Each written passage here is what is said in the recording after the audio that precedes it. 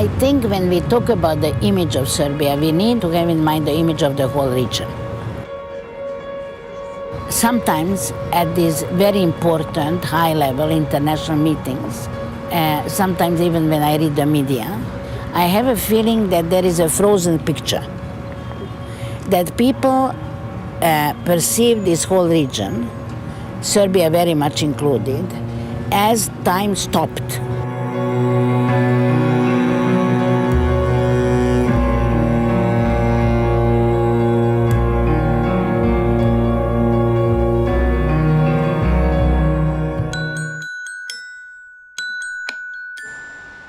L'ancienne ville capitale de l'ex-Yougoslavie, Belgrade est toujours un centre pour la vie balkanique.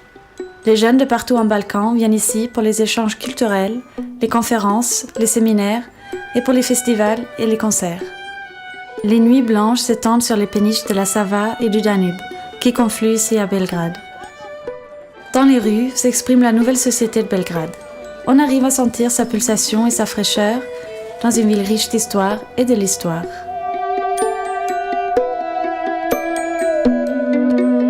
There are these statements or these feelings that there is a lot of nostalgia for the Titoist regime. I simply don't buy it. I think this is more an impression. There is maybe a nostalgia for something else, and that is the former Yugoslavia. We are here at the Faculty of Physical Chemistry. This is the laboratory where I work because I'm a technical associate here. Serbia was a long time a communist country, and some people might say that it never was a really democratic country since 2000. So it's a process that takes time. You know, you can't undo something that was there for 50 years. I'm Angela Petkovic. I'm 21 years old. I'm Viktor Čolić. I'm 23 years old. I think there is a general opinion in Serbia that foreigners view Serbia as a sort of an axis of evil country. I'm Sonja Licht. I am at the moment, and for the last almost 8 years, the president of the Belgrade Fund for Political Excellence.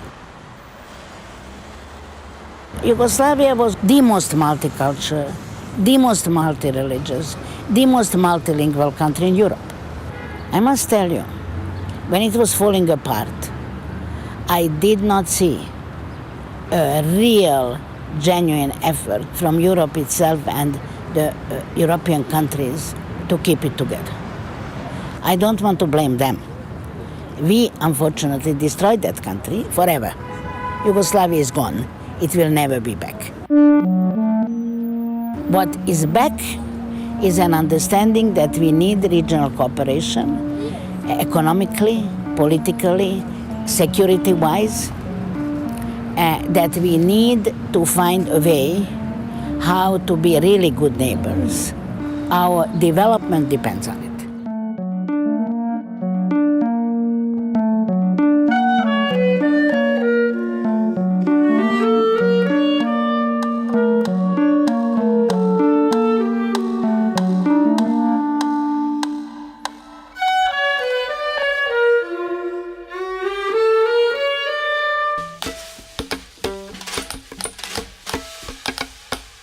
And then came, of course, the 90s, which were again very unpleasant because at least in the previous time you were a dissident against the regime.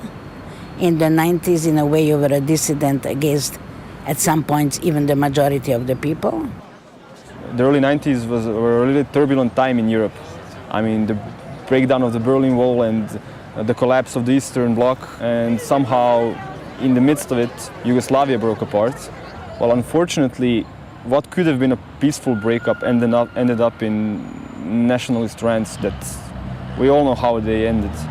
So, how it happened, I can't really explain it, but Milosevic was one of those guys who appeared and claimed to have solutions for everything. I think he became president on a wave of people's fear of future and this image of the strong guy, who can be like the protector. I always knew that war is a way how to destroyed the very fabrics of society. And unfortunately, this is what we all had to go through. I consider the 90s personally as a period of complete cultural decadence in Serbia. Literally from popular music to the most serious forms of art, everything decayed. But in the same time, those were also very, exciting times. A civic resistance was born and civil society was born.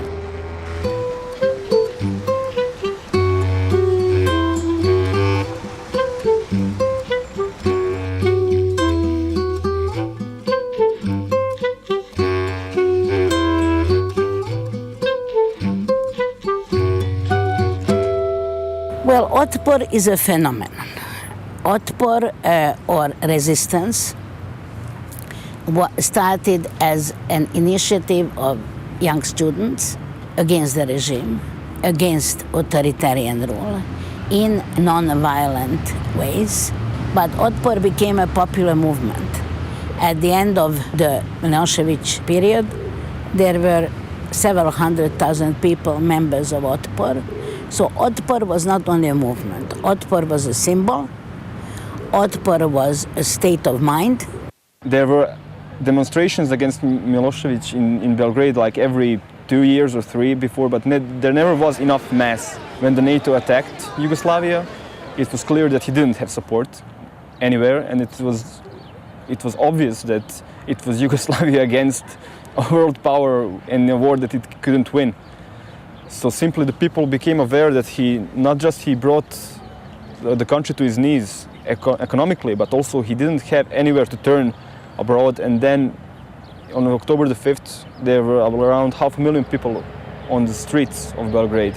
Otpor proved that it is possible to fight very tough regimes with non-violent means. And this is why Otpor is still today a symbol.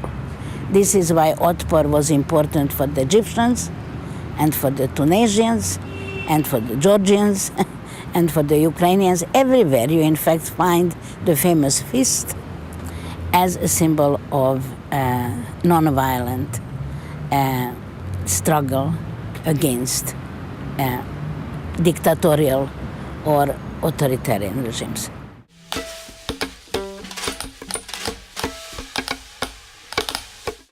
We are a small country on the crossings of the roads. So, we have to balance between all these powers that are around us.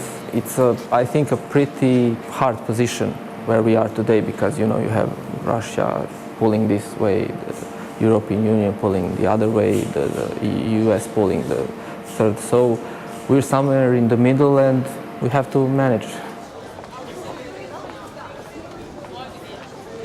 I'm curious, what did you tell good about Serbia in the recent history? I think the revolution in 2000, October the 5th, I think that is something we can be proud of. Because of all the problems we had, the bombing and wars, a lot of people think that almost like every foreigner is a bad person. Generally, media in the West doesn't mention Serbia unless there is some big event. And unfortunately, most big events in Serbia have been really negative recently. There were, as you know, wars, revolutions, assassinations of statesmen. L'éducation et le développement de l'enseignement supérieur est au centre de toute transformation de société. Tempus est un programme européen de coopération qui fête ses 20 ans à Belgrade. C'est vrai que malheureusement dans beaucoup de pays, en France et dans d'autres pays de l'Union européenne, on a encore une image des Balkans qui est une image d'une zone compliquée, avec des conflits. Frédéric Remet, je travaille comme attaché de coopération à l'ambassade de France à Belgrade et à l'Institut français de Belgrade. Un de nos objectifs prioritaires, c'est de favoriser les échanges de jeunes, étudiants, chercheurs entre la France et la Serbie. I'm not ready to stay here at all costs. Une des difficultés, effectivement, c'est la crainte de la fuite des cerveaux, qui a été très importante ici dans les années 90, en Serbie et dans les autres pays. Nous, on veut absolument éviter ça. Ce qu'on essaie de promouvoir, c'est les échanges.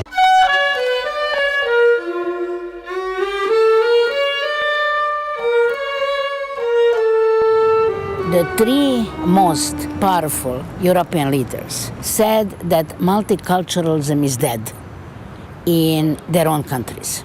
I'm from a mixed marriage, and I come from Subotica, this town in northern Serbia, which has a really mixed population ethnically.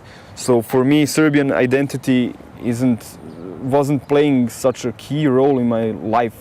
My name is Duško Tobić. I'm professor on University in New Pazar on Law Department. In the same time, I'm professor on Belgrade University on master course about organized crime, terrorism, and security. Pazar is in the south part of Serbia, where the most percent of people are Muslims. I fail to understand why people feel that they are closer to people who are the same ethnicity as they are from people who are not.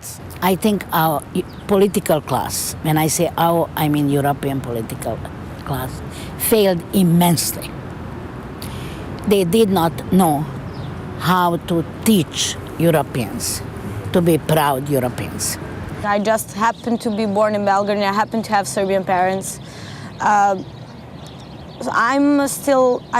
Angela Petković, I'm a human being. All of us, Muslims, Catholics, Protestants and Orthodox, are the representatives of one state of Serbia. In order to help every single European understand that the other is not a danger, that the other is not a threat, we must all try to develop a much more participative way of living, a much more serious participative democracy. We need civil society, not only as a rhetorics. We need civil society as a way of life. We simply must maintain some type of multicultural or intercultural communication, dialogue. I believe myself that without that, Europe is not Europe anymore. Europe was always multicultural. I want to live my life not with boundaries like you're Serbian and you're Croatian. I don't care.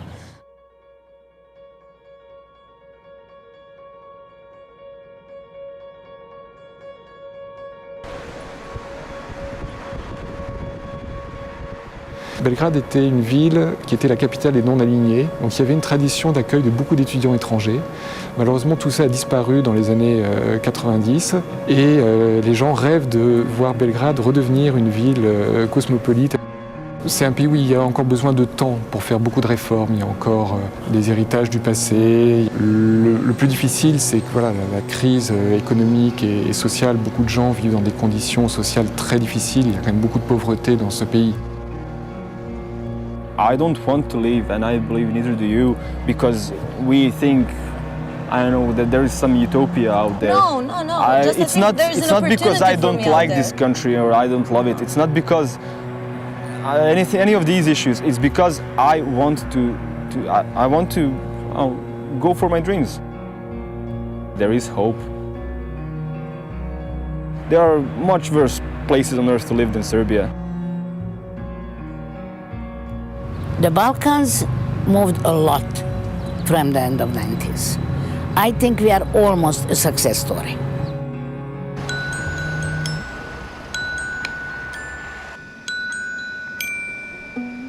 La Serbie est un carrefour immense et parfois insaisissable. C'est un mélange entre le temps et l'espace. Elle a une réputation assombrie, mais au final, c'est un pays que nous connaissons mal. La Serbie est un pays où l'histoire n'a pas pris froid. La Serbie vit toujours, comme beaucoup d'autres pays des Balkans, dans les suites de nos guerres européennes. Les investigations de crimes sont toujours en cours et le seront encore pour longtemps. Cette nation d'exception, par définition multiculturelle, prend aujourd'hui une conscience de son potentiel. Son futur est tangible dans cette ancienne ville capitale. Nous ne pouvons plus l'ignorer, nous ne pouvons que l'intégrer, apprendre et nous laisser séduire.